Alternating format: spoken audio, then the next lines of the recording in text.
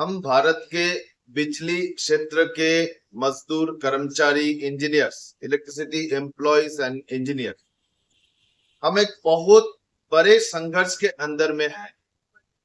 ये तीसरी बार जीत के आने के बाद मोदी सरकार डेस्परेट हो गए हैं, पागल हो गए हैं कि हमारे देश के बिजली सेक्टर को पूरी तरीके से निजीकरण, प्राइवेटाइजेशन करने के लिए। ऑलरेडी आपको पता होना चाहिए कि हमारे देश के बिजली उत्पादन का लगभग 53% प्राइवेट सेक्टर के हाथ में चला गया है, और जिसको हम भविष्य का बिजली बोलते हैं, मतलब रिन्यूएबल सेक्टर, इसका लगभग 80% प्राइवेट सेक्टर के हाथ में है। और देश के प्रधानमंत्री नरेंद्र मोदी जी बोल रहे हैं क्योंकि प्राइवेट सेक्टर के हाथ में ज्यादा ये रिन्यूएबल एनर्जी है, तो आने वाले दिन में जो पब्लिक सेक्टर भी रिन्यूएबल एनर्जी बनाएगा वो भी प्राइवेट सेक्टर के हाथ में बेच दो। 2021 साल में संसद में निर्मला सीतारमण जी एक पॉलिसी लेके आए जिसका नाम है नेशनल मॉनिटाइजेशन पाइपलाइन।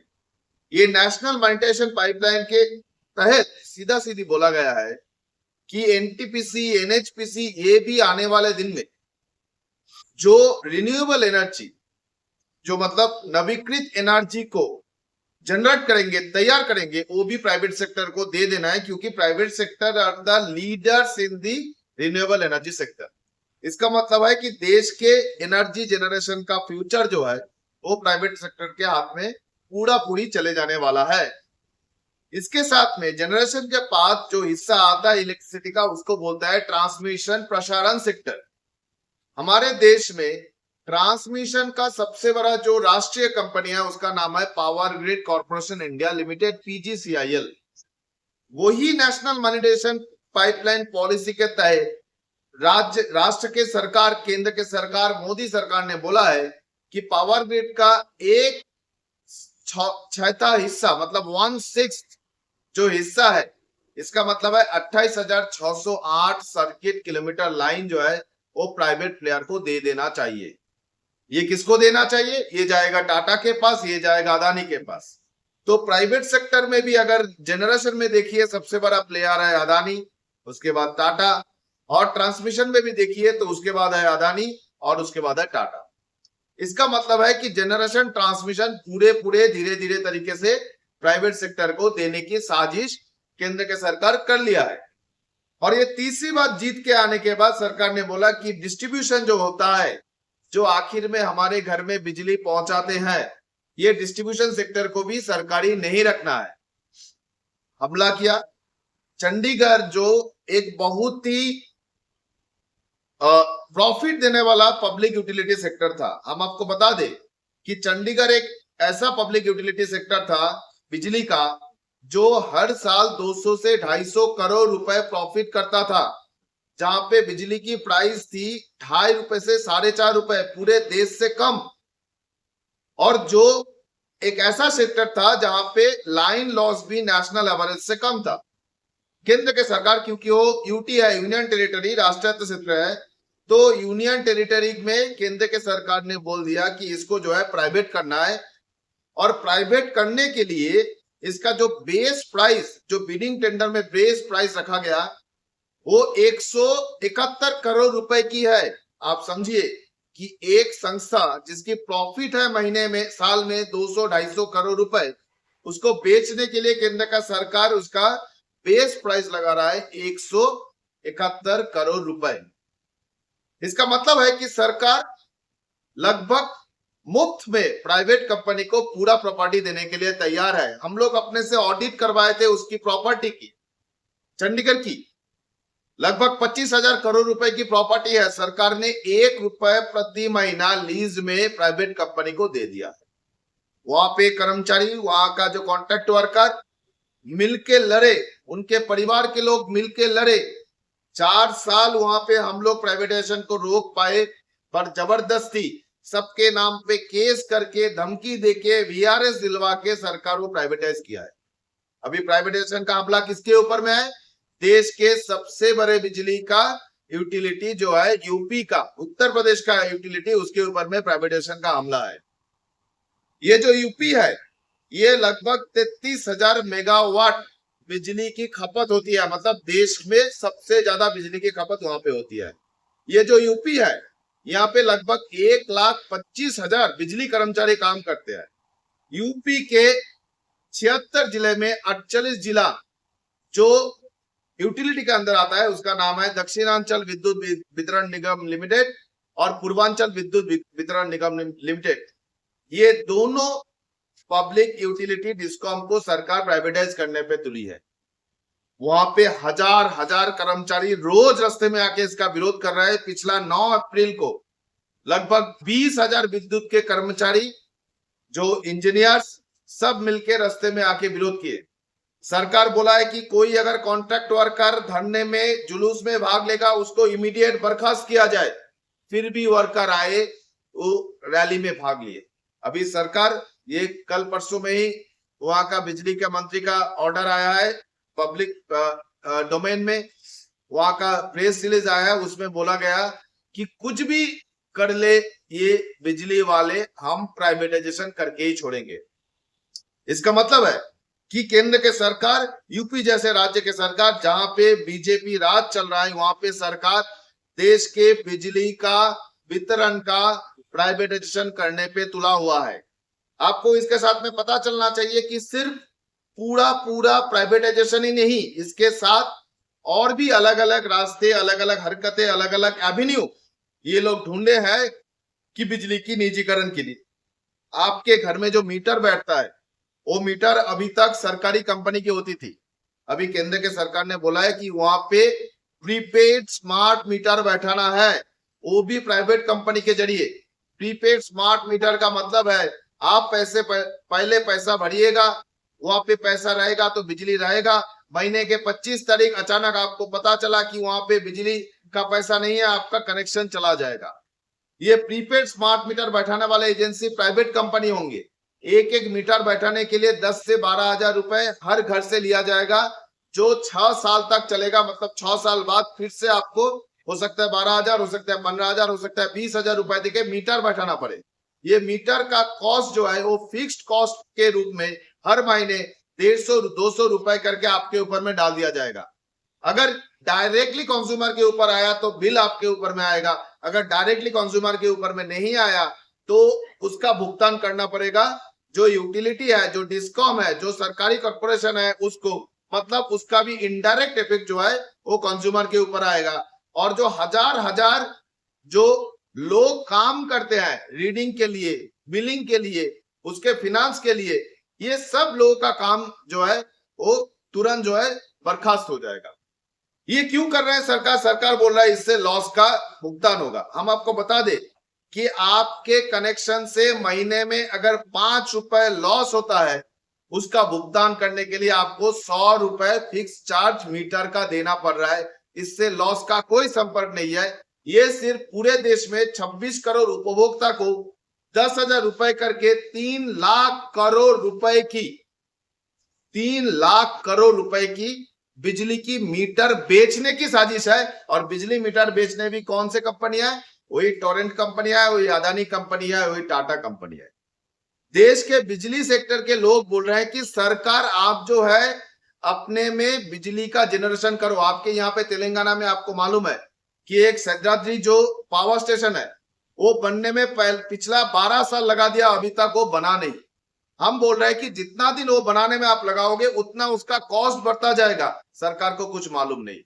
ये अदाद्री बनाने में हम लोग बोले थे कि कोयला नजदीक हो वहां पे जाके बनाओ, ये बनाया बहुत दूर में।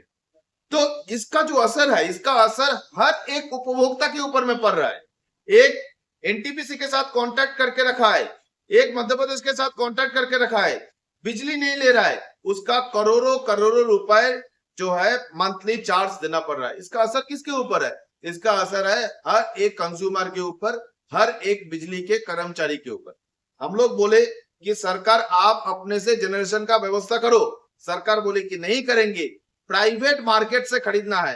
प्राइवेट मार्केट से बिजली खरीदने से केंद्र सरकार का ऑर्डर है, एक एक यूनिट बिजली 20 रुपए में भी आपको खरीदना पड़ सकता है। अभी आप सोचिए कि आपका कंपनी जो है, आपका कॉर्पोरेशन जो है, सरकारी संस्था है, 20 रुपए में बिजली खरीदेगा, आपको 5 रुपए में देने सकेगा। आज देगा, कल नहीं दे सकेगा, कल देगा, परसों नहीं देने सकेगा। सरकार बोल दिया है कि सबको जो है 200 यूनिट करके फ्री करना है। बहुत अच्छी बात है। हम लोग बोलते हैं बिजली सबका अधिकार है और देश के जनता को बिजली फ्री में मिलना चाहिए, पर सरकार को तो जिम्मेदारी लेना पड़ेगा कि ये बिजली आने से जो कॉस्ट जनरेट हो रहा है, वो कॉस्ट का पैसा, वो सब्सिडी का पैसा सही से जो है वो कॉर्पोरेशन के पास आए। उल्टा तरफ में सरकार बोल रहा है कि हम क्रॉस सब्सिडी हटा देंगे। क्रॉस सब्सिडी हटाने का मतलब क्या है? आपका एक किसान, वो किसान अगर एक स्मार्ट मीटर लगाया, अगर एक 7.5 हॉर्स पावर का पंप वो 6 घंटे के लिए चलाता है, तो 6 घंटे में एक 7.5 हॉर्स पावर पंप 35 यूनिट बिजली की खपत करती है। मतलब एक महीने में 1000 यूनिट बिजली का खर्चा होगा।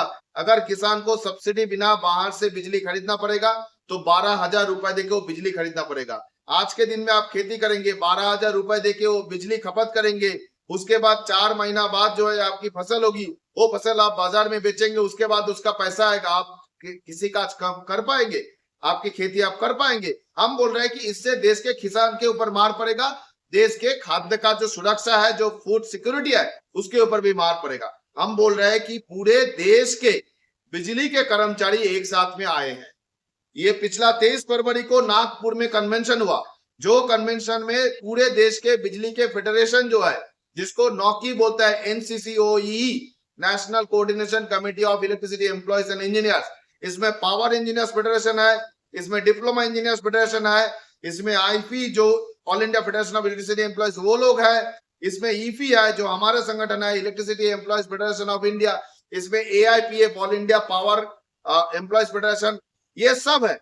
और देश के तमाम बिजली के फेडरेशन मिलके ये घोषणा किया है कि जिस दिन देश के मजदूर वर्ग राष्ट्रीय हड़ताल में जाएंगे, उस दिन हम लोग हड़ताल करेंगे। इसका मतलब क्या है?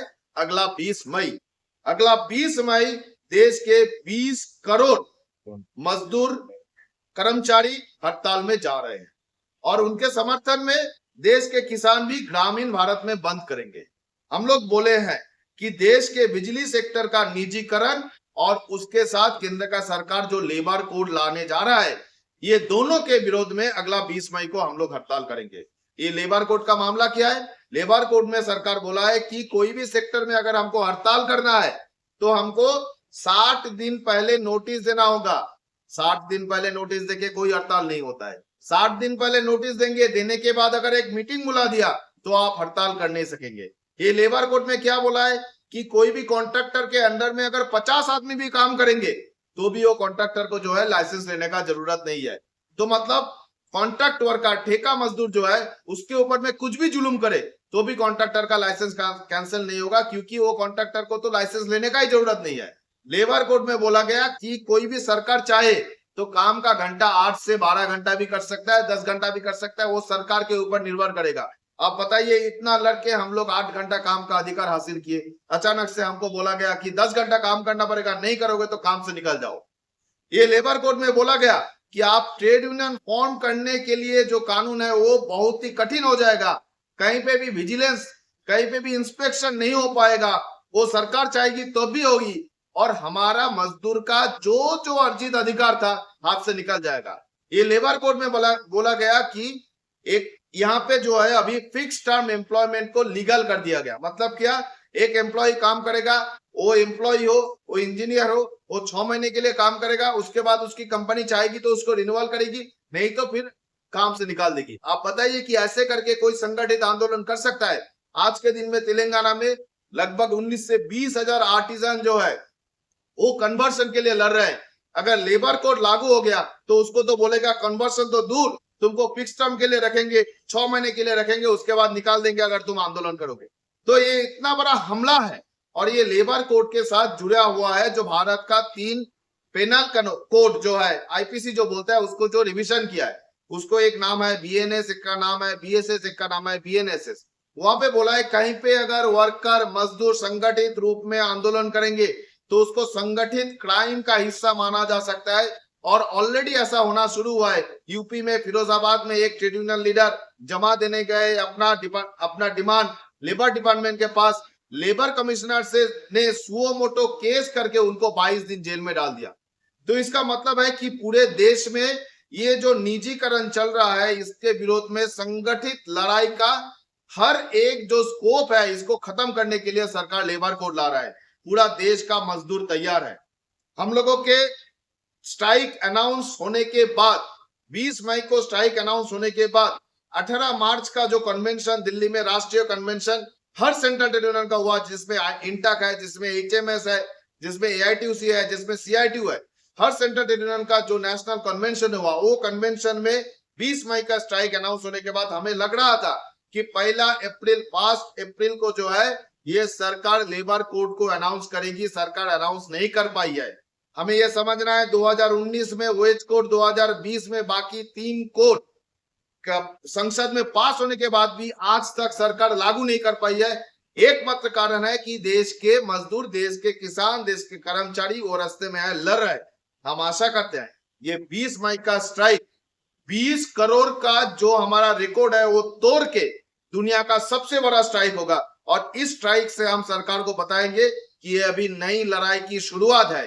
कहीं पे भी आप 1 इंच प्राइवेटाइजेशन करने का कोशिश करोगे, कहीं पे भी आप मजदूर को और ठेका और कॉन्ट्रेक्चुअलाइजेशन और इनफॉर्मलाइजेशन और फिक्स टर्म करने का कोशिश करोगे तो देश का मजदूर वर्ग रुकेगा नहीं। और देश के मजदूर वर्ग का सबसे एडवांस, सबसे अगवा हिस्सा होने के तहत बिजली कर्मचारी, बिजली मजदूर एकजुट होकर खड़े रहेंगे प्राइवेटाइजेशन के खिलाफ, मजदूरों के हक छीने जाने के खिलाफ। देश के नागरिक जनता के बिजली के अधिकार, खाद्य का अधिकार, शिक्षा का अधिकार के पक्ष में 20 मई का आह्वान है। रास्ते में आइए, हड़ताल कीजिए और देश को दिखाइए। देश का मतलब देश का वो ठेकेदार नहीं, देश का मतलब आप हम देश के जनता है। धन्यवाद। लाल सलाम।